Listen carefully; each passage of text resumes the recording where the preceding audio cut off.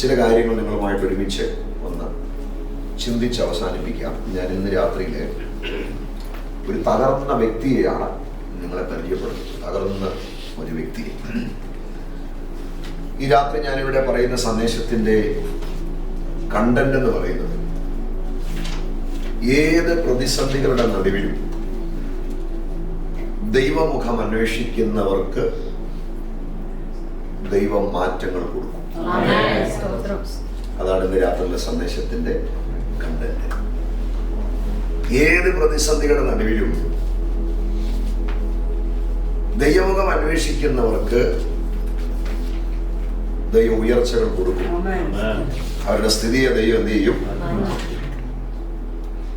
അങ്ങനെ ഒരാളെയാണ് ഞാൻ ഇന്ന് രാത്രി നിങ്ങളെ പരിചയപ്പെടുത്തുന്നത്. ദിനവൃത്താന്തങ്ങളുടെ 1-ാമത്തെ പുസ്തകം 4-ാമത്തെ അധ്യായം 9-10 വാക്യങ്ങൾ. യബ്ബേസ് തന്റെ സഹോദരന്മാരെക്കാൾ ഏറ്റവും മാന്യനായിരുന്നു. അവന്റെ അമ്മ, ഞാൻ അവനെ വ്യസനത്തോടെ പ്രസവിച്ചു എന്ന് പറഞ്ഞ് അവന് യബ്ബേസ് എന്ന് പേരിട്ടു. യബ്ബേസ് ഇസ്രായേലിന്റെ ദൈവത്തോട്, നീ എന്നെ നിശ്ചയമായി അനുഗ്രഹിച്ച് എന്റെ അതിർ വിസ്താരമാക്കുകയും നിന്റെ കൈ എന്നോട് കൂടെ ഇരുന്ന അനർത്ഥം എനിക്ക് വ്യസന കാരണമായി തീരാതെ വണ്ണം എന്നെ കാക്കുകയും ചെയ്താൽ കൊള്ളാമായിരുന്നു എന്ന് അപേക്ഷിച്ചു. അവൻ അപേക്ഷിച്ചതിന് ദൈവം അവന് നൽകി. കരുണയുള്ള പിതാവേ, ഞങ്ങൾ ഒരുമിച്ച് ഞങ്ങളുടെ വചനം ധ്യാനിക്കുന്നു. ഞങ്ങളോട് സംസാരിക്കണം. ഹൃദ്യമായി ഞങ്ങളോട് ഇടപെടണമേ. നിന്റെ ജനത്തെ ഇന്ന് രാത്രിയിലും സന്ദർശിക്കണമേ. സന്ദർശനത്തിന്റെ മഴ കൊണ്ടവരെ നനയ്ക്കണമേ. അവർക്ക് തണുപ്പ് നൽകുന്ന സന്ദേശം ഈ തിരുവഴുത്തിലൂടെ ദൈവം നൽകണമേ. ഈ മരുഭൂമിയിൽ ഞങ്ങൾക്ക് ചാരുവാൻ അങ്ങല്ലാതെ ആരുമില്ല. അങ്ങ് ഞങ്ങളെ ഉയർത്തുന്ന ദൈവമാണ്. അങ്ങ് ഞങ്ങളെ അനുഗ്രഹിക്കുന്ന ദൈവമാണ്. അങ്ങ് ഞങ്ങളുടെ അതിരുകളെ വിസ്താരമാക്കുന്ന ദൈവമാണ്. അങ്ങ് സഹോദരങ്ങളിൽ ഞങ്ങളെ ഏറ്റവും മാന്യനാക്കുന്ന ദൈവമാണ്. അനർത്ഥം തൊടാതെ ഞങ്ങളെ പരിപാലിക്കുന്ന ദൈവമാണ്. ഞങ്ങൾ അപേക്ഷിക്കുന്നതിനെ ഞങ്ങൾക്ക് തരുവാൻ മനസ്സിലുള്ള ദൈവമാണ്. ഞങ്ങളുടെ നടുവിലുള്ളതിനായി യേശുവിൻ നാമത്തിൽ തന്നെ. എന്റെ വേദപുസ്തക ധ്യാനങ്ങളിൽ എന്നെ ഏറെ ആകർഷിച്ച ഒരു 3 കഥാപാത്രങ്ങൾ. അതിൽ ഒരാളെ കുറിച്ചാണ് നമ്മൾ അല്പനിമിഷം ധ്യാനിക്കാം. ആ 3 കഥാപാത്രങ്ങളെ ഞാനിന്ന് പരിചയപ്പെടുത്താം. 2 പേര് പഴയ നിയമത്തിലും ഒരാൾ പുതിയ നിയമത്തിലുമാണ്. ബൈബിൾ വായനയിൽ എന്നെ ഒത്തിരി സ്പർശിച്ച 3 കഥാപാത്രങ്ങളിൽ 1-ാമത്തെ ആള് ദാവീദ് രാജാവിന്റെ മേശയിൽ നിത്യം അതിഥിയായിക്കൊണ്ടിരുന്ന മെഫീബോശത്ത് എന്ന് പറയുന്ന ഒരു മനുഷ്യൻ. കേട്ടിട്ടുണ്ടോ? ഉണ്ട്, ഇല്ലേ? കേട്ടു.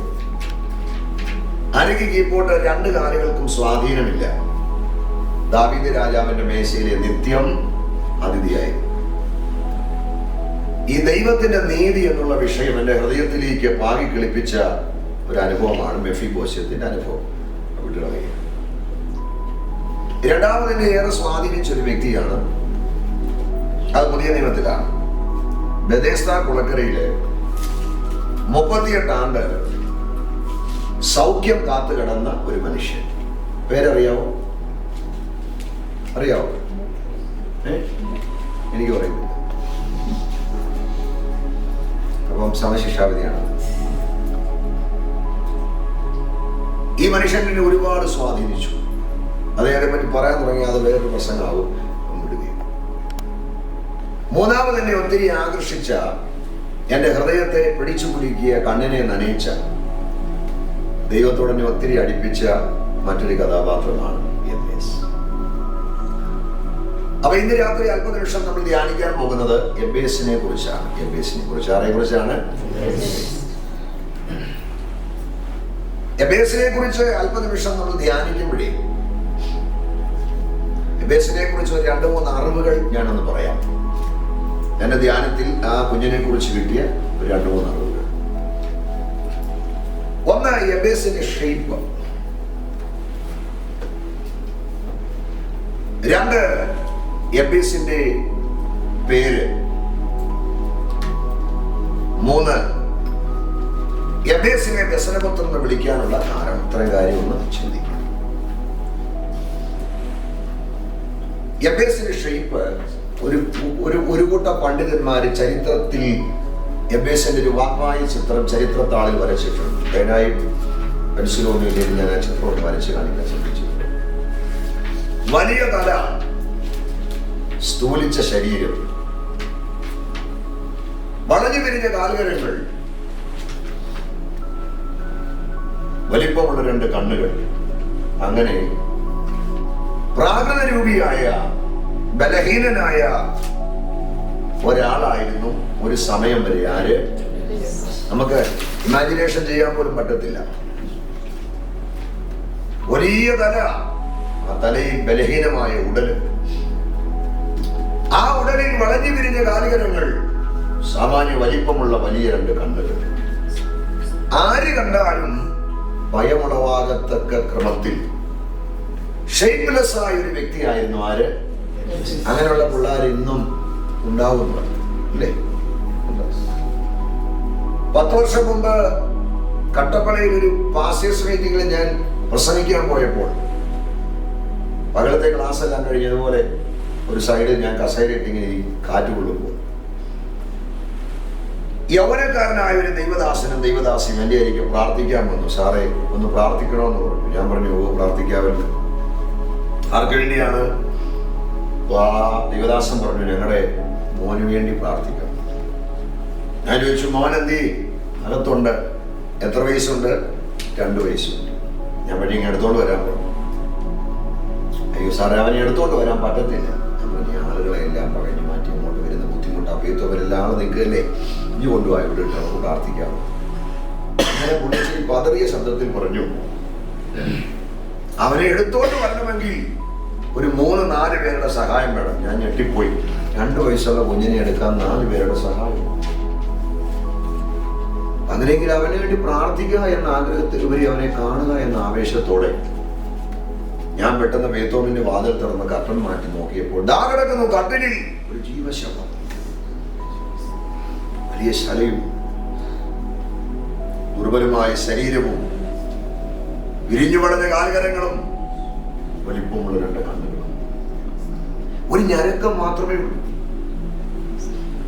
എന്ത് പ്രാർത്ഥിക്കണമെന്ന് അറിയാൻ കഴിയാതെ കുഞ്ഞിനെ നോക്കി അല്പ നിമിഷം ഞാൻ ഹൃദയം തകർന്നു നിന്നു. പെട്ടെന്ന് ആ ചെറുപ്പക്കാരന്റെ തോളിലേക്ക് തല ചായ്ച്ചിട്ട് പറഞ്ഞു, പാസ്റ്ററേ, ഇങ്ങനൊരു തലമുറ ഞങ്ങൾക്ക് വേണ്ടായിരുന്നു.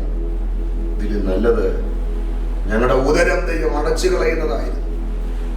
എന്ത് പ്രാർത്ഥിക്കണമെന്ന് അറിയാൻ കഴിയാതെ ആ കുഞ്ഞിന്റെ മേൽ കൈവച്ച് എന്തൊക്കെയോ കരഞ്ഞ് ദൈവത്തോട് പറഞ്ഞ ആ മുറിവിട്ട് ഞാൻ ഇറങ്ങി. ആ നടുക്കം എന്നെ വിട്ടുമാറാൻ മാസങ്ങളോളം എടുത്തു. ഞാൻ പറഞ്ഞത്, പലയിടങ്ങളിലും ഇന്നും ഇത്തരത്തിൽ ബലഹീനരായ തലമുറകൾ ചരിത്രം പറയുന്നത്. കാഴ്ചയ്ക്കും ബുദ്ധിക്കും കേൾവിക്കും കാര്യമായ തകരാറില്ലെങ്കിലും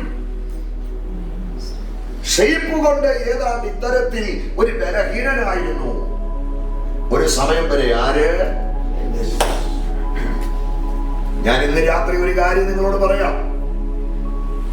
നിങ്ങളെ അലട്ടുന്ന ബലഹീനതകളുടെ വിഷയങ്ങൾ എത്ര പർവ്വത സമാനമാണെങ്കിലും അതിന്റെ നടുവിൽ ദൈവമായ ഒരു വ്യക്തിപരമായ ബന്ധമുണ്ടെങ്കിൽ ആ ബന്ധം നിമിത്തം ആ പ്രതിസന്ധികൾ മാറിപ്പോകുമെന്ന് വിശ്വസിക്കുന്ന ദൈവമക്കൾ ഇതിനകത്തുണ്ടെങ്കിൽ അവർ കരങ്ങൾ ഉയർത്തി ദൈവത്തെ മഹത്വപ്പെടുത്തുക.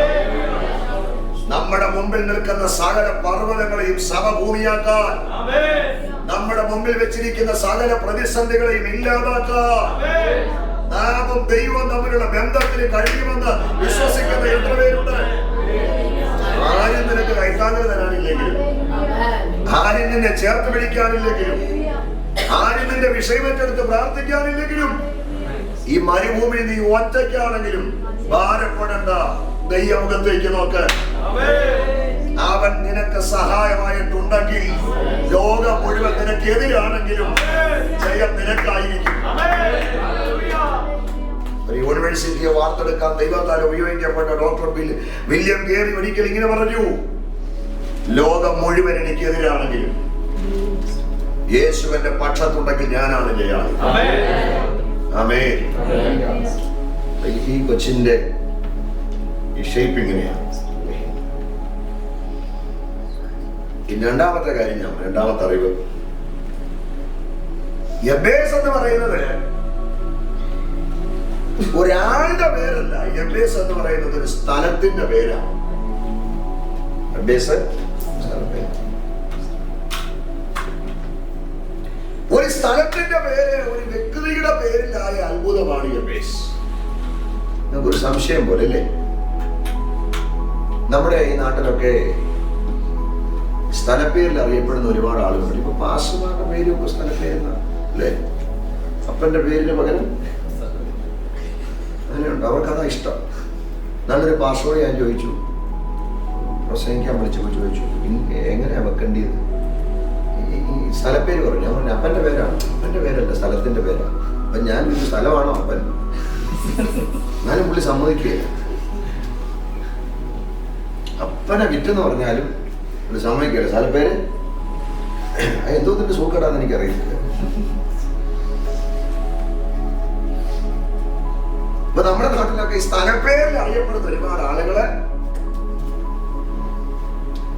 ഒന്ന് രണ്ട് പേര് ഞാൻ പറയാം. ഈ പിണറായി എന്ന് പറയുമ്പോൾ നമ്മുടെ മനസ്സിലേക്ക് ഓടി വരുന്നൊരു പേരുണ്ട്. അയ്യോ, മലയാളികളെ മറന്നുപോയോ? ആ പറഞ്ഞോ. ഉമ്മൻചാണ്ടി എന്ന് പറയുമ്പോ, ഈ പുതുപ്പള്ളി എന്ന് പറയുമ്പോൾ നമ്മുടെ മനസ്സിൽ ഓടി വരുന്നൊരു പേരുണ്ട്. അതിന്റെ അത്ര സന്തോഷം. അപ്പൊ എനിക്ക് മനസ്സിലായി നിങ്ങൾ ആരാവാ.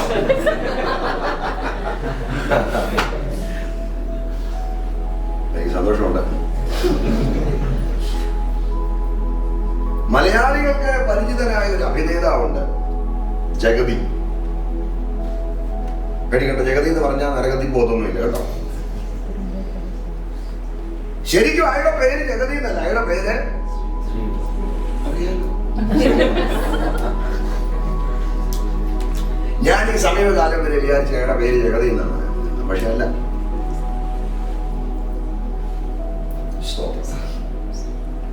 എന്നോട് എനിക്കൊരു പ്രവാചകൻ വന്ന് തൂത് പറഞ്ഞു, നിന്നെ ചില സിനിമാ നടന്മാർ പ്രാർത്ഥനയ്ക്ക് വിളിക്കാൻ. അങ്ങനെയൊക്കെയാ തൂത്. ഫിലിം സ്റ്റാർ നിന്റെ അടുക്കൽ. നിങ്ങളൊരു പാസ്റ്റർ സിനിമാടന്റെ നടിയുടെ ഇടയ്ക്ക് എന്ന് ഫോട്ടോ ഇട്ട് ഫേസ്ബുക്കിൽ എടുത്തിയാണ്. അങ്ങനെ സൂക്കറുള്ള ആളുകൾ അല്ല, അങ്ങോട്ട് അവരുടെ താല്പര്യം പോലെ ചെയ്യും. അപ്പൊ എന്നോട് പറഞ്ഞു, ചില നടന്മാരെ നിന്നെ പ്രാർത്ഥനയ്ക്ക്.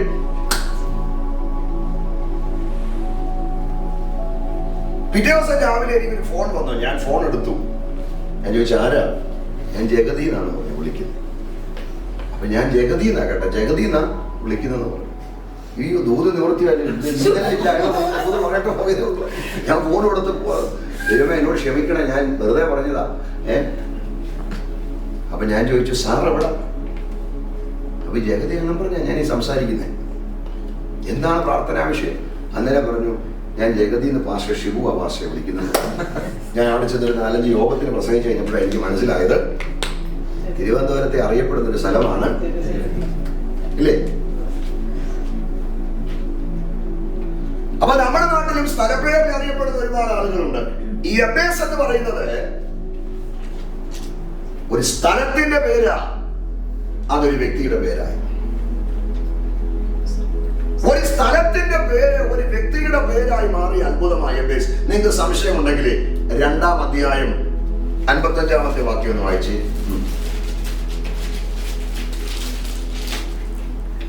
എബേസിൽ പാർത്തു വന്ന ശാസ്ത്രിമാരുടെ കുലങ്ങളാവിത്. എവിടെ പാർത്തു വന്ന? എബേസിൽ. എബേസിൽ പാർത്തു വന്ന ശാസ്ത്രിമാരുടെ കുലങ്ങളാവിത്. ഇവ എബേസ് എന്ന് പറയുന്നത് ഒരു സ്ഥലത്തിന്റെ പേരല്ലേ? എന്താ ഇതിനകത്തെ ദൈവശാസ്ത്രം? എന്താ ഇതിനകത്തെ ദൂത്? പ്രാർത്ഥിക്കുന്ന ഒരുവനെ ദൈവം അനുഗ്രഹിച്ചാൽ അവൻ പാർക്കുന്ന ദേശം അവന്റെ പേരിൽ അറിയപ്പെടും. വിശ്വസിക്കുന്നവർ ആമേൻ പറഞ്ഞാൽ. നീ എത്ര വ്യസനപാത്രമാണെങ്കിലും, നീ എത്ര ബലഹീനനാണെങ്കിലും, നീ എത്ര കഷ്ടത അനുഭവിക്കുന്നവരാണെങ്കിലും, പ്രാർത്ഥിക്കുന്ന നിന്നെ ദൈവം അനുഗ്രഹിച്ചാൽ നീ പാർക്കുന്ന ദേശം നിന്റെ പേരിൽ അറിയപ്പെടും. ആമേൻ. പ്രാർത്ഥിക്കുന്നവൻ ദൈവം അനുഗ്രഹിച്ചാൽ അവൻ പാർക്കുന്ന ദേശം അവന്റെ പേരിൽ അറിയപ്പെടും എന്ന് പറഞ്ഞാൽ അതിന്റെ അർത്ഥം എന്താണെന്ന് അറിയാമോ? ആ ദേശത്തെ ദൈവം അവന്റെ കൈ കൊടുക്കും. ആ ദേശത്തെ ദൈവം അവന്റെ കൈ കൊടുക്കും എന്ന് പറഞ്ഞാൽ അതിന്റെ അർത്ഥം ആ ദേശത്ത് ഒരേ ഏക്കർ വസ്തു കൊടുക്കുമെന്നല്ല, ആ ദേശത്തിന്റെ അധികാരം ദൈവം കൊടുക്കും. ആ ദേശത്തിന്റെ അധികാരം ദൈവം കൊടുക്കും എന്ന് പറഞ്ഞാൽ അതിനർത്ഥം അവനോട് പറയാതെ ആ ദേശത്ത് ദൈവം ഒന്നും ചെയ്യത്തില്ല. ദേശത്തിന്റെ ഭരണചക്രത്തെ കറക്കുന്നത് അധികാരികളായിരിക്കാം, പക്ഷേ ദേശത്തിന്റെ ഭാവിയെ നിയന്ത്രിക്കുന്നത് പ്രാർത്ഥിക്കുന്ന ദൈവമക്കളാണ്. ദേശം തകർന്നു പോകാത്തത്, ദേശം നശിച്ചു പോകാത്തത് പ്രാർത്ഥിക്കുന്ന ഒരു സമൂഹം ഉള്ളത് കൊണ്ടാണ്. പ്രാർത്ഥിക്കുന്നവരുടെ വില മറ്റാർക്കും അറിയത്തില്ല. പ്രാർത്ഥിക്കുന്നവരിൽ നിന്ന് മാറ്റപ്പെടട്ടെ, അപ്പൊ അറിയാം അതിന്റെ മഹത്വം. സ്തോത്രം. അപ്പൊ യബേസിനെ കുറിച്ചുള്ള മൂന്നാമത്തെ കാര്യം പറയാം. യബേസ് എന്ന ഈ വാക്കിന്റെ പേരെന്നാന്നറിയാം, അർത്ഥം എന്നാന്നറിയാം? അത്രയും വ്യസനത്തോടെ പറയണ്ട, സന്തോഷത്തോടെ പറഞ്ഞു. യബേസ് എന്ന പദത്തിന്റെ അർത്ഥം ദുഃഖ. അപ്പൊ മൂന്നറിവുകൾ ഞാൻ പറഞ്ഞു കേട്ടോ. ഷെയ്ബ് പറഞ്ഞു, സ്ഥലപ്പേര് വീട്ടുപേര് അവന്റെ പേര് സ്ഥലപ്പേരായെന്ന് ഞാൻ പറഞ്ഞു, സ്ഥലത്തിന്റെ പേര് അവന്റെ പേരായെന്ന് പറഞ്ഞു. ഇനി യബേസിനെ കുറിച്ചുള്ള മൂന്നാമത്തെ അറിവ്, യബേസ് എന്ന വാക്കിന്റെ അർത്ഥം ദുഃഖം അല്ലെങ്കിൽ വ്യസന. അർത്ഥം മനസ്സിലാക്കിയാൽ ആരും ഇടാൻ ഇഷ്ടപ്പെടാത്തൊരു പേരാണ് എന്ത്? അർത്ഥം മനസ്സിലാക്കിയാൽ ഇടൂ. നമ്മൾ ആരെയും നമ്മുടെ പിള്ളേർക്ക് ദുഃഖപുത്രന്റെ പേരിടും. ഞാൻ ഇടുകയല്ല, പാസ് ഇടും. നിങ്ങൾ ഇടുവോ? എന്നെ ഇടുവോ? അർത്ഥം മനസ്സിലാക്കിയാൽ ആരും ഇടാൻ ഇഷ്ടപ്പെടാത്തൊരു പേരാണ്. ആരെയും പിള്ളേർക്ക് ഇട്ടിട്ടുണ്ടെങ്കിൽ ഈ പ്രസംഗം കേട്ട് കസറ്റി പരസ്യം കൊടുത്ത് പേര് മാറ്റണ്ട, ഇട്ടത് കളക്കണ്ട കേട്ടോ, മാറ്റൊന്നും. നമ്മള് പലപ്പോഴും മക്കൾക്ക് പേരിടുന്നത് അർത്ഥം നോക്കാതെ. ഈ അർത്ഥം നോക്കാതെ പേരിടുന്നവരുമുണ്ട്, ജനിച്ച പശ്ചാത്തലം കണക്കിലെടുത്ത് പേരിടുന്നവരുമുണ്ട്. അർത്ഥം നോക്കാതെ പലരും പിള്ളേർക്ക് പേരിടുന്നത് അല്ലേ? എനിക്ക് 3 മക്കളാണ്. അബിയായുണ്ട്, അന്നയുണ്ട്, ആൻഡ്രിയുണ്ട്. ഈ 3ന്റെ അർത്ഥം എനിക്കറിയത്തില്ല. തരക്കേടില്ലെന്ന് തോന്നി ഞാൻ കേട്ടതാണ്. സത്യം, എനിക്ക് അർത്ഥം അറിയത്തില്ല. പേര് എഴുതാനറിയാം, വായിക്കാനറിയാം, അതിന്റെ അർത്ഥം അറിയത്തില്ല. അപ്പോൾ ഈ അർത്ഥം നോക്കാതെ പേരിടുന്ന ആളുകളുണ്ട്. എൻ്റെ ഒരു സ്നേഹിതൻ അധ്യാപകനുണ്ട്, പ്രൈവറ്റ് സ്കൂളിലെ അധ്യാപകനും ഒക്കെ ഒരു പ്രസംഗനും ഒക്കെ. അദ്ദേഹത്തിന്റെ സഭയില് ഒരു സഹോദരിക്ക് കുഞ്ഞ് ജനിച്ചു. 3ാമത് ആൺകുഞ്ഞ. 1 ആണ്, 2 ആണ്. 3ാമത്തെ കുഞ്ഞ് ജനിച്ചപ്പോൾ അവര് ഈ ബാസ് എടുത്തു വന്ന് പറഞ്ഞു, സാറേ 3ാമതൊരു കുഞ്ഞിനെയും കൂടെ കർത്താവ് തന്നു, മോനാണ്, സാറിന്റെ പേരിടണം. സാറിന് ഹീബ്രുവും ഗ്രീക്കും ഒക്കെ നന്നായിട്ട് അറിയാമല്ലോ, ഒരു പേരിടണം. ഒരു പ്രത്യേകം പറഞ്ഞു, ഈ അർത്ഥം നോക്കിയുള്ള പേരൊന്നും വേണ്ട, പ്രാസം അനുസരിച്ച് പേരിട്ടാൽ. പുള്ളി പറഞ്ഞു കുഞ്ഞിനെ കൊണ്ടുവരാൻ പറഞ്ഞു. കൊണ്ടുവന്നു. മൂത്തവന്റെ പേര് ചോദിച്ചു, ഏബൽ. 2ാമത്തവന്റെ പേര് ഏബിൾ. അപ്പൊ പുള്ളി പറഞ്ഞു ഈ പ്രാസം മതിയല്ലോ, മതി. അപ്പൊ 3ാമത്തവന് പുള്ളി പേരിട്ട് കേബിൾ. ഇന്ന് സാധാ കൊച്ചിനെ കാണുമ്പോൾ കേബിളെ വിളിക്കുന്നത്, അവര് വേറെ ഏതോ പേര്. ഈ അർത്ഥം അറിയാതെ പേരിടുന്നവരുണ്ട്. ഇനിയേ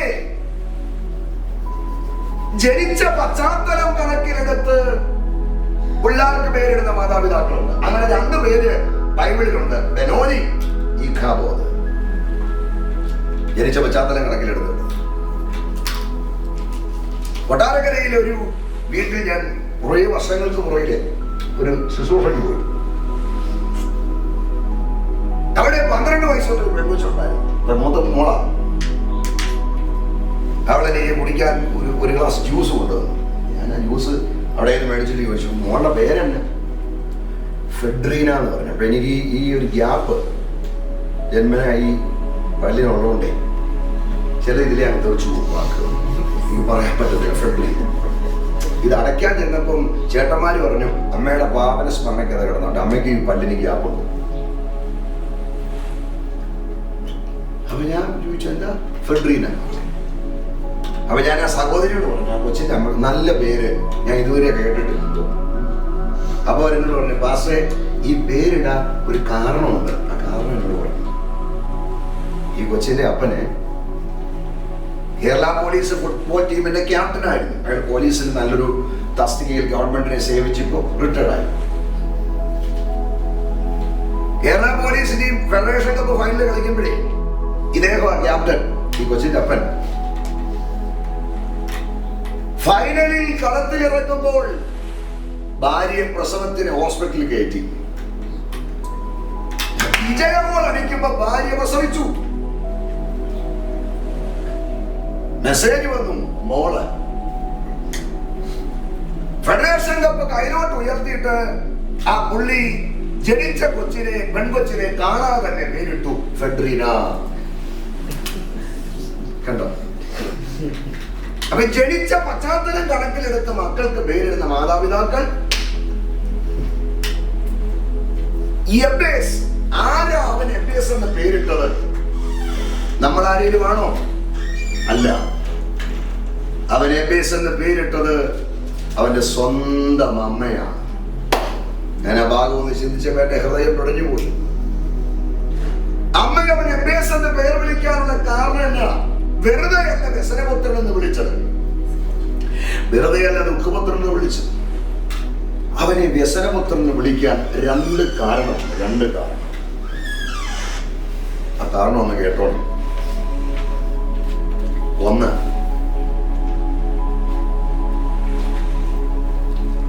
ഇവന്റെ ജനനത്തോടുള്ള ബന്ധത്തിൽ ഒരിക്കലും മറക്കാൻ കഴിയാത്ത ഏതോ വലിയ ഒരു കയ്പ് ഈ അമ്മയ്ക്ക്.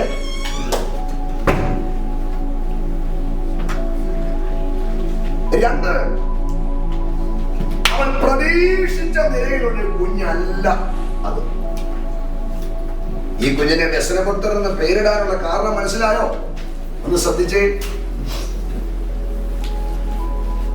മറ്റു മക്കളൊന്നും ജനിച്ചപ്പോൾ ഉണ്ടായിട്ടില്ലാത്ത ഏതോ കൈപ്പേറിയ അനുഭവം എബേസിന്റെ ജനനത്തോടുള്ള ബന്ധത്തിൽ ഈ അമ്മയ്ക്ക്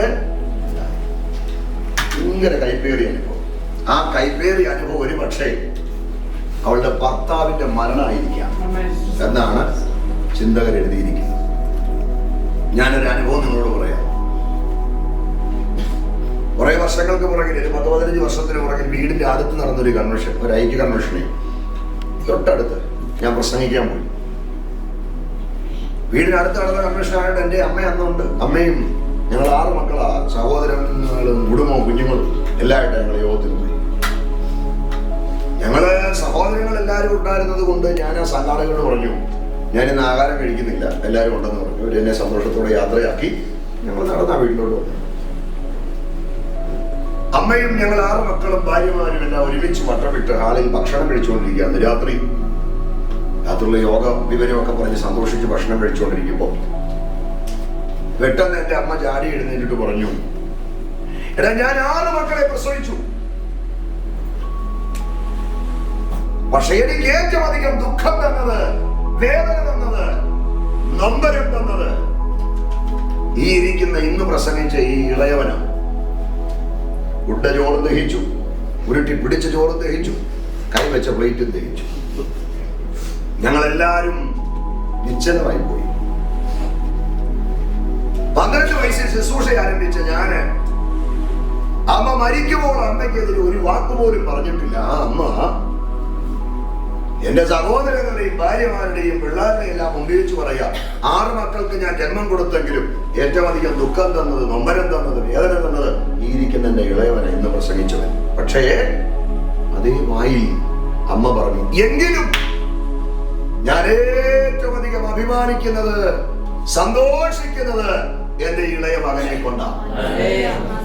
ഒരു വ്യസനപുത്രനെ കൊണ്ട് ചരിത്രത്തെ തിരുത്തി കുറിച്ച ദൈവത്തെയാണ് ഇന്ന് രാത്രി നാം ആരാധിക്കുന്നതെന്ന് ഉറപ്പ് അകത്തുണ്ടെങ്കിൽ നമ്മുടെ വ്യസനം തകർച്ചയ്ക്കല്ല, അതിനകത്ത് ചില ദൈവ പദ്ധതികൾ മറഞ്ഞു കിടപ്പുണ്ട്. വിശ്വസിക്കുന്നവരെ ആമേൻ പറഞ്ഞാണ്. ഞാൻ പറഞ്ഞ ദൂത് മനസ്സിലായില്ലേ? ഒരു വ്യസനപുത്രനെ കൊണ്ട് ചരിത്രത്തെ തിരുത്തി കുറിച്ച ഒരു മഹാദൈവത്തെയാണ് ഇന്ന് രാത്രി നാം ആരാധിക്കുന്നതെങ്കിൽ പ്രാർത്ഥിക്കുന്ന നമ്മുടെ വ്യസനം തകർച്ചയ്ക്കല്ല, അതിനകത്ത് നിനക്ക് ഇമാജിനേഷൻ ചെയ്യാൻ കഴിയാത്ത ഒരു മഹത്വം മറഞ്ഞു കിടപ്പുണ്ട്. വിശ്വാസത്തിന്റെ കണ്ണ് വിടരട്ടെ, അതെന്താണ് തുറക്കട്ടെ. എന്നെ ഞെരുക്കുന്ന പരിശോധനയ്ക്കകത്ത് മറഞ്ഞു കിടക്കുന്ന ദൈവിക പദ്ധതിയുടെ ആഴം കാണാൻ എന്റെ കണ്ണ് തുറക്കട്ടെ. നമ്മുടെ ആത്മീക ജീവിതം ബലപ്പെടുന്നത് അമേരിക്ക പോകുമ്പോഴല്ല.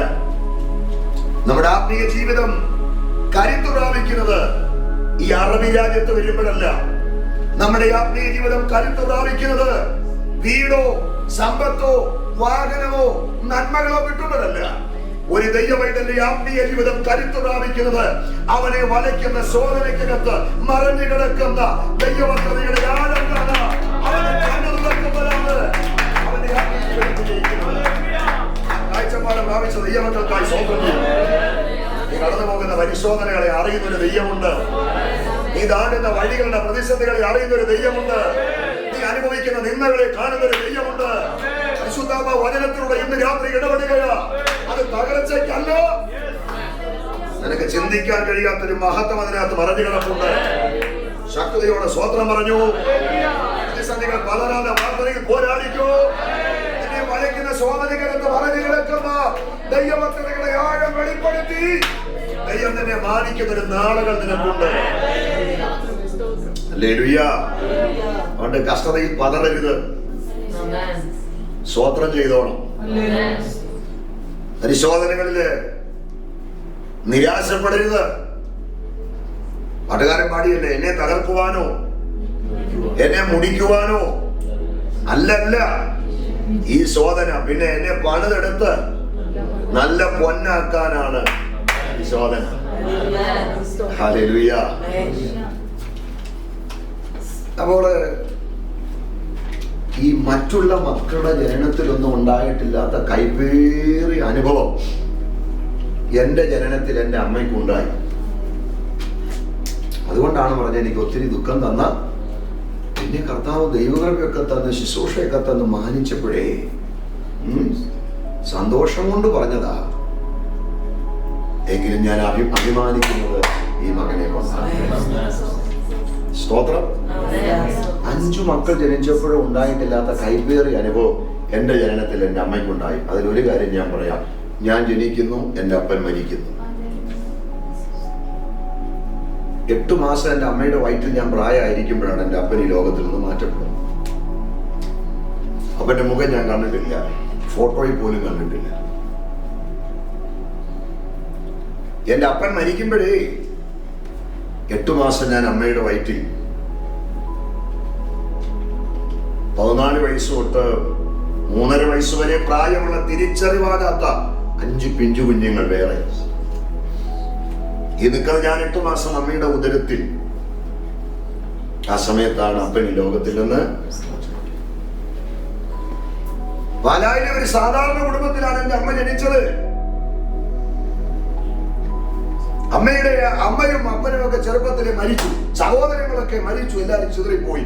കാലത്തിന്റെ കടന്നുപോക്ക് എന്റെ അമ്മയെ അനാഥയാക്കി. ജീവിതത്തിലേറെ ആശ്രയം ഭർത്താവായിരുന്നു. 37 വയസ്സ് പൂർണ്ണ ഗർഭിണി, തിരിച്ചറിവാക്കാത്ത 5 പിഞ്ചു കുഞ്ഞുങ്ങൾ. ഈ സമയത്ത് പിടിച്ചേൽപ്പിക്കാൻ ഒരു ഇടമില്ലാതെ അപ്പനും ലോകത്തിൽ നിന്ന് മാറ്റപ്പെട്ടു. അപ്പന്റെ വീടിന്റെ മരണത്തോട് അപ്പന്റെ വീടിന്റെ വാതിലും ഞങ്ങളുടെ മുമ്പിൽ അടഞ്ഞു. അമ്മയ്ക്ക് ആരുമില്ല. പിന്നെ അങ്ങോട്ട് ജീവിതം അനാഥമാ.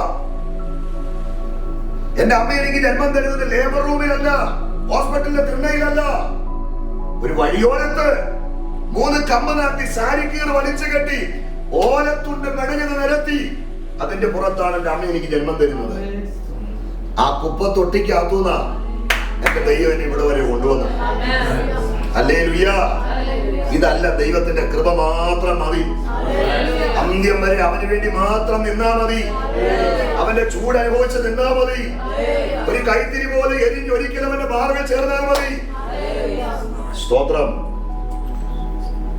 ഇതിനോട് ജീവിതം ഒത്തിരി പ്രതിസന്ധിയാ. 37 വയസ്സുള്ള പൂർണ്ണ ഗർഭിണിയായ ഒരു സ്ത്രീയെ, വിധവയായ ഒരു സ്ത്രീയെ, പക്വതയാകാത്ത 5 കുഞ്ഞുങ്ങളെ വളർത്താൻ ആ കഷ്ടതയുടെ കാലഘട്ടങ്ങൾ അനുഭവിച്ച ത്യാഗം വിശദീകരണങ്ങൾക്ക് അപ്പുറമാണ്.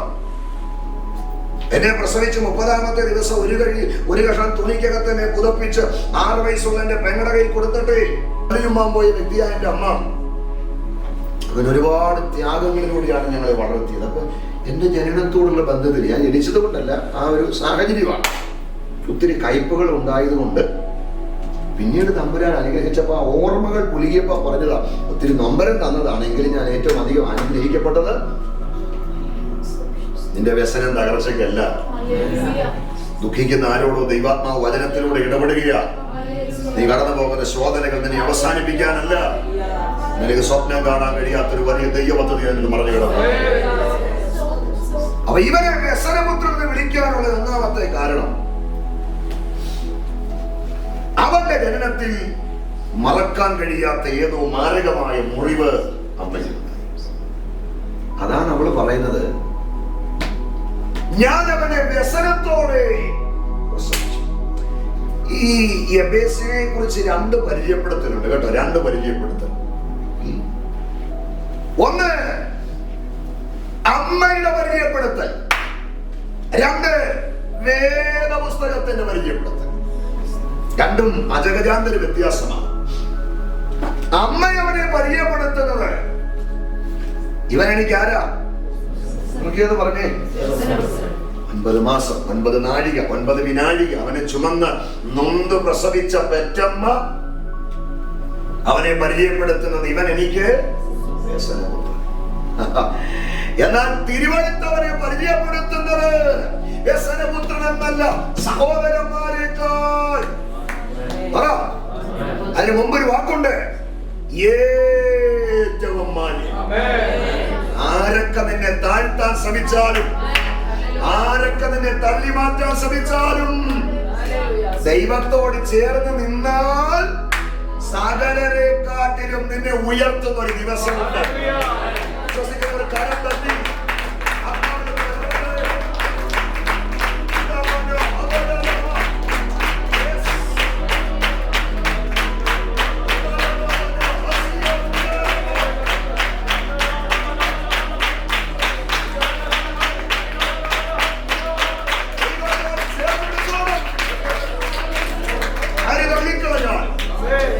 മാറ്റിവെച്ചാൽ, ആരൊറ്റപ്പെടുത്തിയാലും, ആര് വ്യസനപാത്രമെന്ന് പറഞ്ഞാലും ദൈവത്തോട് ചേർന്ന് നിന്നോണം.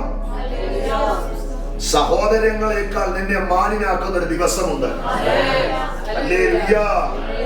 നിന്റെ വ്യസനം സന്തോഷമാകുന്ന ഒരു ദിവസമുണ്ട്. നിന്റെ കയ്പ് മധുരമാകുന്ന ഒരു ദിവസമുണ്ട്. നിന്റെ നഷ്ടം ലാഭമാകുന്ന ഒരു ദിവസമുണ്ട്. നിന്റെ താഴ്വരകൾ സമൃദ്ധിയുടെ വേഗാകുന്ന ഒരു ദിവസമുണ്ട്. നിന്റെ ഇരുളുകൾ ഉച്ചപോലെ പ്രകാശിക്കുന്ന ഒരു ദിവസമുണ്ട്. ദൈവത്തോട് ചേർന്ന് നിന്നോണം. ഞാൻ വേഗം നിർത്താം. അമ്മ ഇവനെ വിളിക്കുകയാണ്. ഇവനെനിക്ക് ആരാണ്? അവര് പറയുന്നത് ഞാൻ ഇവനെ വ്യസനത്തോടെ, പ്രസവങ്ങളെല്ലാം വേദനയോടെയാണ്. ദൈവം അവയോട് അതല്ലേ പറഞ്ഞു, നീ വേദനയോടെ മക്കളെ. ശാപമാണെന്ന് പറഞ്ഞ് പിന്നെ കുറെ കക്ഷികൾ പറഞ്ഞിട്ടുണ്ട്, കത്രയൊക്കെ ആയിട്ട് മുറിക്കാൻ. മുറിയത്തൊന്നുമില്ല. അത് മാറണമെങ്കിൽ നമ്മുടെ ശരീരത്തിന്റെ വീണ്ടെടുപ്പ് ദൈവം കൊടുത്ത ഒരു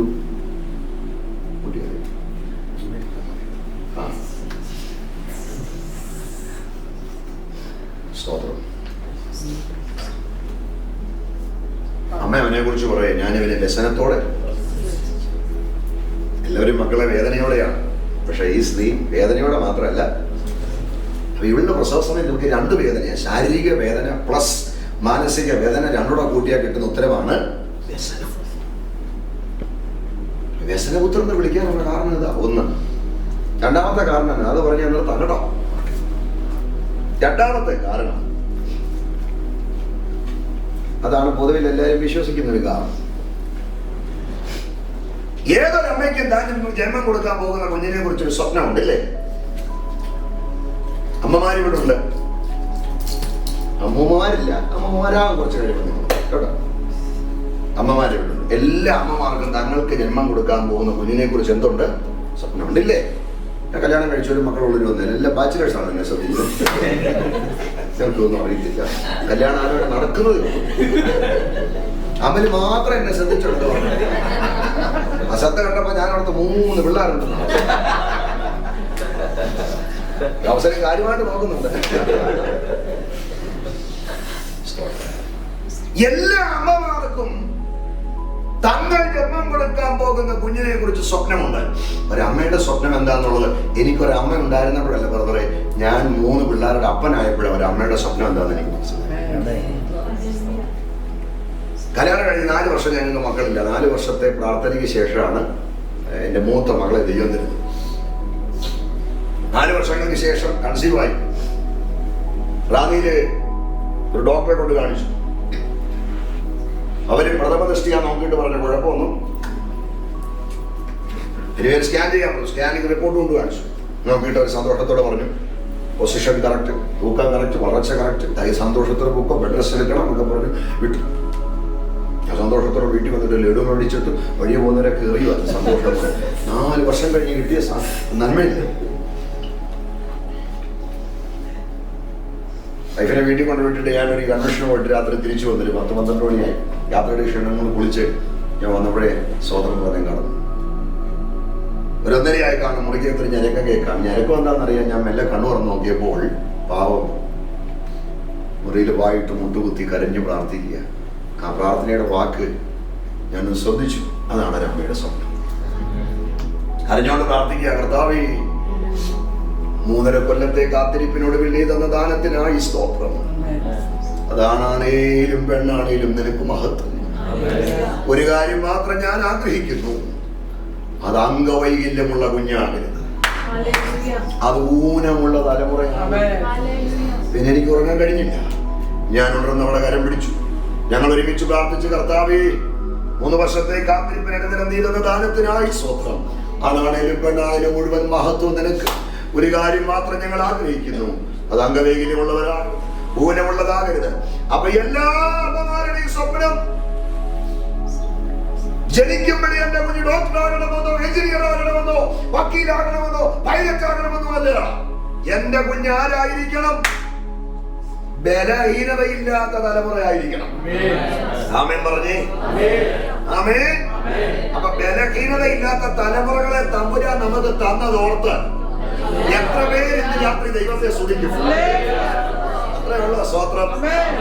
പറഞ്ഞു തീരാത്ത ദാന നിമിത്തം ദൈവത്തെ സ്തുതിച്ചോളാം. അനേകർക്ക് ലഭ്യമായ തലമുറകളെ ഓർത്ത് ഒരായുസ് മുഴുവൻ അവർ നീറിപ്പിടയുമ്പോൾ യാതൊരു ഊനവും ഇല്ലാത്ത അനുഗ്രഹിക്കപ്പെട്ട തലമുറകളെ തമ്പുരാൻ നമുക്ക് തന്നതോർത്ത് നന്ദിയോടെ ദൈവത്തെ സ്തുതിച്ചോളാം. നിന്റെ തലമുറകളുടെ മേലെ വിടുതൽ ഇറങ്ങാൻ പോവുകയാണ്. ദൈവത്താവ് ഇന്ന് രാത്രി ഇടപെടുകയാണ്. നിന്റെ തലമുറയെ ദൈവം ഒരു തീരാക്കാൻ പോവുകയാണ്. നിന്റെ തലമുറയെ ദൈവം ഒരു അത്ഭുതമാക്കാൻ പോവുകയാണ്. നിന്റെ തലമുറയെ ദൈവം ഒരു അത്ഭുതമാക്കാൻ പോവുകയാണ്.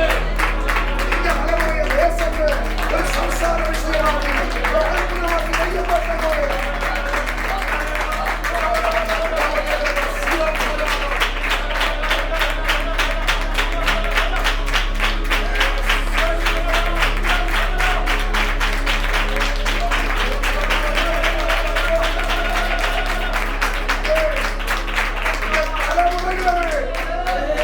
ദൈവഭവത്തിൽ ഇന്ന് രാത്രി വെളിപ്പെടുകയാണ്. ഇന്ന് രാത്രി അതിന് മറുവശമുണ്ട്.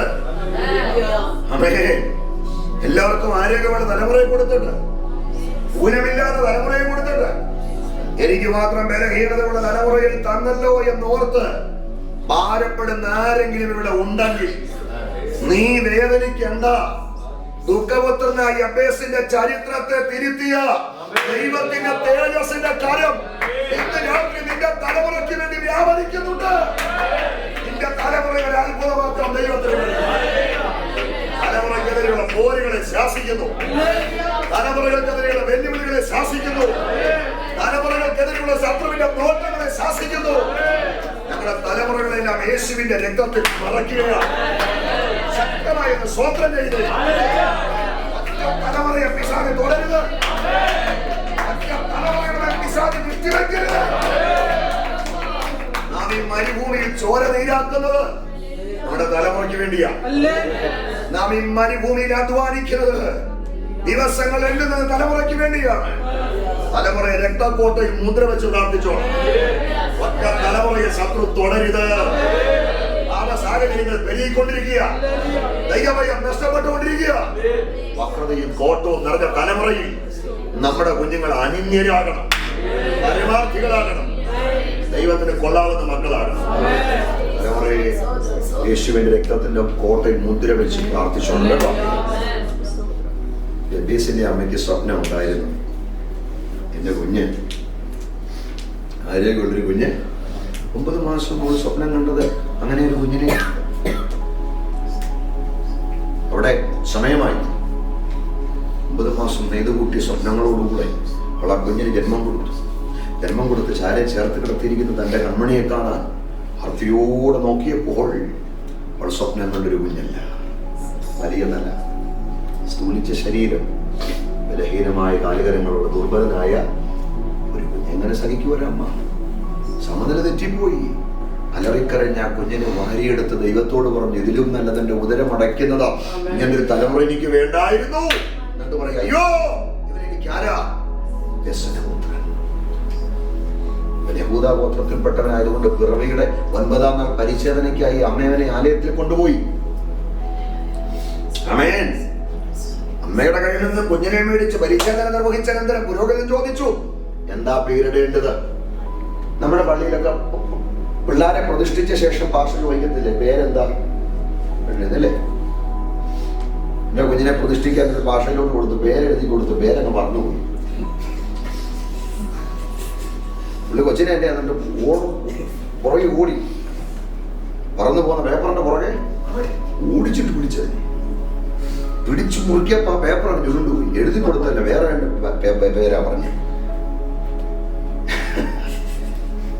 പുരോഹിതൻ കുഞ്ഞിനെ പ്രതിഷ്ഠിച്ച ശേഷം, പരിച്ഛേദന നിർവഹിച്ചു, പ്രാർത്ഥിച്ച് സമർപ്പിച്ച ശേഷം അമ്മയോട് ചോദിച്ചു, എന്ത് പേരിടണം? ഇടനെഞ്ചു പൊട്ടി വിങ്ങിപ്പൊട്ടി അവള് പറഞ്ഞു, എബേസ്. എന്താണ്? പരിജ്ഞാനമുള്ള പുരോഹിതൻ, അറിവുള്ള പുരോഹിതൻ, പേരിന്റെ അർത്ഥം മനസ്സിലാക്കിയ പുരോഹിതൻ എടുത്തു ചോദിച്ചു, വേറെ പേരൊന്നുമില്ലയോ? അറിഞ്ഞുകൊണ്ട് അവള് പറഞ്ഞു, എനിക്ക് ദുഃഖപുത്രനാവൻ, വേറെ പേരൊന്നും ഇടണ്ട, എബേസ് എന്നിട്ട്. അമ്മയുടെ പേര് പിറവിക്ക് 9-ാം നാൾ പരിച്ഛേദനയ്ക്ക് ശേഷം പുരോഹിതൻ അരക്കിട്ടുറപ്പിച്ചു, പേരെന്ന് പറഞ്ഞേ. എന്നിട്ട് കുഞ്ഞിനെ അമ്മയുടെ കൊടുത്തു, 2 കൈയും നീട്ടി അവനെ നെഞ്ചോട് ചേർത്തങ്ങ് വാങ്ങി. അമ്മയ്ക്കറിയാം, എന്റെ മരണം വരെ ഈ കുഞ്ഞെനിക്കൊരു നൊമ്പരമാണ്. വലിയ നിലയുള്ളവൻ, ബലഹീന കാൽകരങ്ങളുള്ളവൻ, സ്ഥൂലിച്ച ശരീരമുള്ളവൻ. എന്റെ ജീവിതാവസാനം വരെ ഈ കുഞ്ഞെനിക്കൊരു ഭാരമാ, ബാധ്യതയാ, നൊമ്പരമാണെന്ന് ആർക്കറിയാം? പറ. അമ്മയ്ക്കറിയാം. എന്നിട്ടും തള്ളിക്കളഞ്ഞു. വേഗം നിർത്താമേ. ആർക്കെങ്കിലും വിറ്റോ? ഒന്ന് കുളിച്ചു മൂടിയോ? ഇല്ല, തള്ളിക്കളഞ്ഞില്ല. നിസാര കാര്യങ്ങളുടെ പേരിൽ എത്ര അമ്മമാരാ കുഞ്ഞുങ്ങളെ കൊല്ലുന്നില്ല?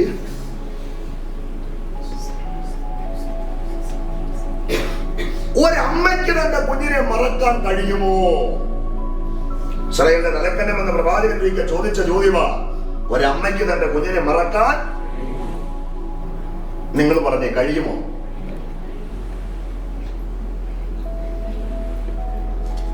പക്ഷെ ഞാൻ ആദ്യം അത് പറയണ്ട.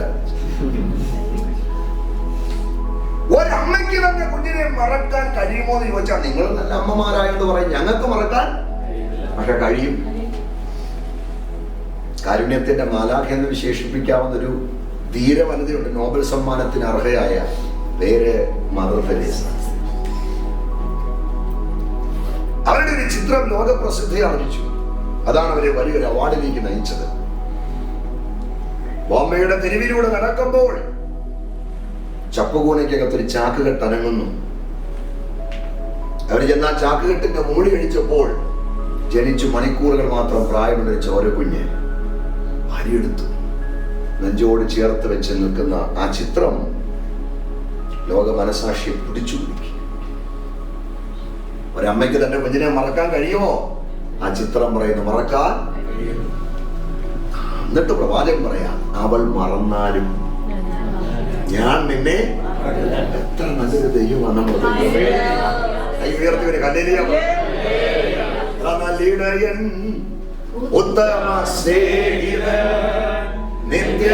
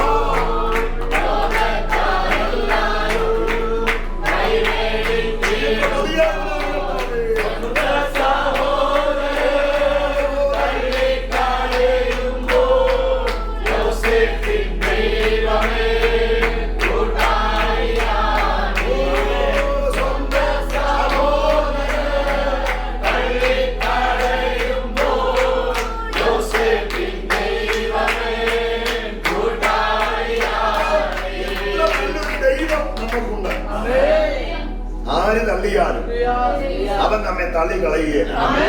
അവനാണ് നമ്മുടെ യഥാർത്ഥ അപ്പൻ, അവനാണ് നമ്മുടെ യഥാർത്ഥ അമ്മ, അവനാണ് നമ്മുടെ യഥാർത്ഥ കൂടപ്പിറപ്പ്, അവനാണ് നമ്മുടെ യഥാർത്ഥ തോഴൻ, അവനാണ് നമ്മുടെ ആത്മസ്നേഹിതൻ. ആര് മാറിയാലും അവൻ നമ്മെ വിട്ടു മാറുകയും ആര് അകന്നു പോയാലും അവൻ നമ്മെ വിട്ട് അകന്നു പോവുകയും എന്നോട് കൂടെ അവനുണ്ട്. ഞാൻ ഒരു നാളും നിന്നെ അനാഥനായി വിടുകയില്ല. എല്ലാ നാളും ഞാൻ നിന്നോട് കൂടെയുണ്ട്. ദുഃഖിക്കണ്ട, കരയണ്ട, തളരണ്ട. നീ അവന്റെ സാന്നിധ്യത്തെ അനുഭവിച്ച് കഴിഞ്ഞോളാം. നീ അവന്റെ കരുതൽ അനുഭവിച്ച് കഴിഞ്ഞോളാം. നീ അവൻ നിന്റെ കൂടെ ഉണ്ട് എന്ന പ്രത്യാശയോടെ കരഞ്ഞോളാം. നിന്റെ സങ്കടങ്ങളെ ഓർത്ത് നീ കരയണ്ട. അവൻ നമ്മുടെ കൂടെ. ആര് മാറിയാലും അത് നമ്മെ വിട്ട് മാറത്തില്ല. മാറോ? ഇല്ല, മാറിപ്പോകത്തില്ല. അതുകൊണ്ട് ഈ മരുഭൂമിയിൽ നമുക്ക് ആശ്രയിക്കുവാൻ, നമുക്ക് മുറുകെ പിടിക്കാൻ ഒരു നല്ല കർത്താവ് നമുക്കുണ്ട്. ഞാൻ നിർത്തട്ടെ, എനിക്ക് നിർത്താൻ തോന്നുന്നില്ല, പക്ഷെ ഞാൻ അവസാനിപ്പിക്കുകയാണ്.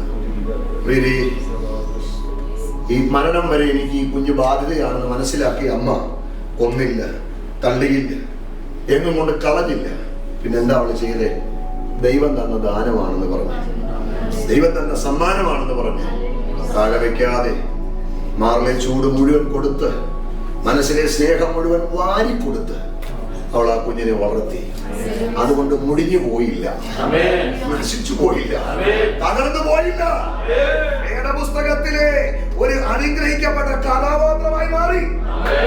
ഞങ്ങളെ പോലെയുള്ള ദൈവദാസന്മാർക്ക് പ്രസംഗിക്കാൻ ഒരു ദൂതായത്തവൻ മാറി. ദൈവം തരുന്ന ശോധനകളിൽ പിറുപിറുക്കാതെ ദൈവം തന്ന ദാനമാണെന്ന് പറഞ്ഞ് നീ അതിൽ അഭിമാനിക്കാനും സന്തോഷിക്കാനും തയ്യാറാണെങ്കിൽ നിന്റെ ഇന്നത്തെ ശോധനകൾ നാളെ നിനക്ക് മഹത്വമായി മാറും. നിന്റെ ഇന്നത്തെ കഷ്ടതകൾ നാളെ നിനക്ക് ഉയർച്ചയായി മാറും, അതിന് പ്രശംസയായിട്ട് മാറും. അങ്ങനെ അവൾ ആ കുഞ്ഞിനെ താഴെ വെക്കാതെ മാറിലെ ചൂട് മുഴുവൻ കൊടുത്ത് വളർത്തി. കാലത്തിന്റെ അനുകൂല പ്രതികൂല സാഹചര്യങ്ങളെ താണ്ടി എവനങ്ങ് വളർന്നു. ഇനി ഒരു സന്തോഷ വാർത്ത പറഞ്ഞു നിർത്താം. വളരും തോറും ബലഹീനതയെല്ലാം മാറി. എന്താ സന്തോഷമില്ലേ? വളരും തോറും ബലഹീനതയെല്ലാം. ഞങ്ങളുടെ അടുത്ത് പണ്ടൊരു വല്യപ്പച്ച വന്ന് പ്രസംഗിക്കും. ഇപ്പൊ അവന്റെ മത്തങ്ങ പോലത്തെ തല കുമ്പിളിങ്ങ പോലായി, അവന്റെ ബൾബ് പോലത്തെ കണ്ണ് മുന്തിരിങ്ങ പോലായി. പണ്ട് കാണുന്നവർ പേടിച്ചോടും, ഇപ്പൊ കാണുന്നവർ ഭാര്യയെടുത്ത് ഉമ്മ കൊടുക്കത്തക്ക നിലയിൽ ഷേപ്പല്ല മാറി. എങ്ങനെ മാറി? വളരും തോറും ആത്മാവിരുന്ന് വളരാമോ? വളരമല്ല മായമില്ലാത്ത വാൽ പിടിച്ച് ക്രിസ്തുവിന്റെ ധനവളം വളരാമോ? ആ വളർച്ചയിൽ ആരും ശാസിക്കണ്ട, ഒരു വരപ്രാപ്തനും ഫലിക്കണ്ട, ഒരുത്തന്റെയും കൈവപ്പ് വേണ്ട. നമ്മുടെ ആത്മീക വളർച്ചയിൽ നമ്മുടെ വ്യസനത്തിന് കാരണമായ സകല ബലഹീനതകളും താനെ മാറും. ഏത് വിഷയത്തിൽ നീ വളർന്ന നിന്റെ ബലഹീനത മാറുമെന്ന് പിശാചിനറിയാം.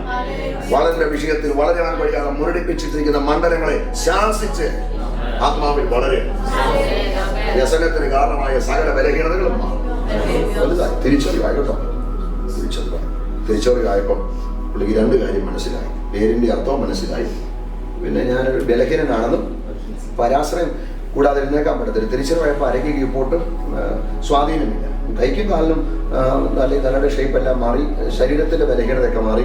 മെഫിബോശത്തിനെ പോലെ കാലുകൾക്ക് സ്വാധീനപ്പെടുന്നതാണ് ചരിത്രം. അപ്പൊ തിരിച്ചറിവായപ്പോൾ പുള്ളിക്ക് രണ്ട് കാര്യം മനസ്സിലായി. ബലഹീനനാണ്, പരാശ്രയം കൂടാതെ നിൽക്കാൻ എഴുന്നേക്കാനോ പറ്റുകയില്ല. പേരിന്റെ അർത്ഥവും കൂടെ മനസ്സിലായി, വ്യസനപുത്രൻ. അയ്യോ, ബലഹീനനാണ്, അതിന്റെ കൂടെ വ്യസനപുത്രൻ. അപ്പൊ പുള്ളിക്ക് ഒരു കാര്യം മനസ്സിലായി, ഈ ജീവിതം കൊണ്ടിന്റെ അർത്ഥം മരണം വരെ ഞാൻ എല്ലാവർക്കും ഒരു ഭാരമാണ്. മരണം വരെ ഭാരമാണ്, ബാധ്യതയാണെന്ന് മനസ്സിലാക്കിയ കൊച്ചെ ഒരു പിടി കയറിലോ ഒരു പിടി വിഷത്തിലോ ജീവിതം അവസാനിപ്പിച്ചില്ല. അതാണ് ഞാൻ അവന് മാർക്ക് കൊടുത്തത്. ആ പരിമിതിക്കകത്ത് കടന്നുകൊണ്ടൊരു അവൻ അന്വേഷണം നടത്തി. എന്റെ തകർന്ന സ്ഥിതിക്ക് മാറ്റം തരാൻ ആൾക്ക് കഴിയും.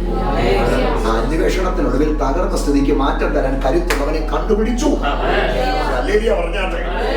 ലോകത്തിലെ ഏറ്റവും വലിയ വെളിപ്പാടാണ്. സ്ഥിതിക്ക് മാറ്റം തരാൻ കഴിവുള്ളവനെ കണ്ടുപിടിക്കുക ലോകത്തിലെ ഏറ്റവും വലിയ വെളിപ്പാടാണ്. മരണകരമായ പ്രതിസന്ധി വന്നിട്ടും നമ്മൾ ജീവനോടെ ഇരിക്കുന്നില്ല. ആ ഒരു വെളിപ്പാട് നമ്മൾ അകത്ത് കയറി എന്റെ തകർച്ചകളെ മാറ്റാൻ കഴിവുള്ള ഒരുവനുണ്ട്. ആ കഴിവുള്ളവൻ എന്റെ കർത്താവാണ്. അവനെ കണ്ടതുകൊണ്ടല്ലേ നമ്മൾ ആയിച്ചോണ്ടിരിക്കുന്നതല്ലേ, എന്നെ തകരേണ്ടതല്ലേ.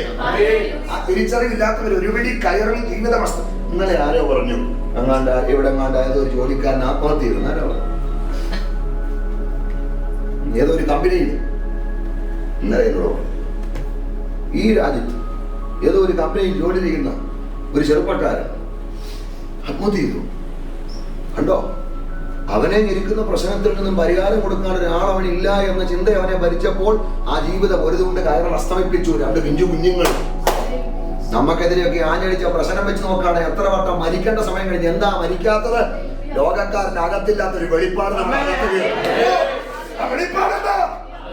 കഷ്ടങ്ങളിൽ ഏറ്റവും അടുത്ത പുണയായവൻ എന്റെ കൂടെയുണ്ട്, എന്റെ ഉള്ളിലുണ്ട്.